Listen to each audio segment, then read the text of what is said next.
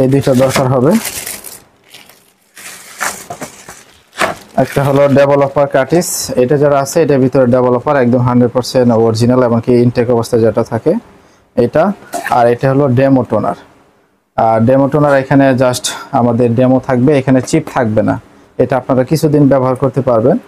তো এটা মোটামুটি কালি আছে, এটা দিয়ে বেশি কপি হয় না, 4-5টার মতো ফটোকপি হয়। তো আমি এখন লাইনটা দিব আর কি, এই লাইন দিয়ে দিই।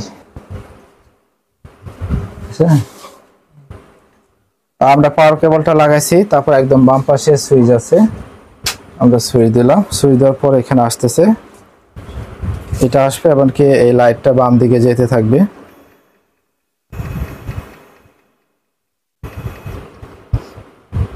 এটার পর এখানে এইভাবে লেখা থাকবে, এরকম বিষয়গুলো থাকবে।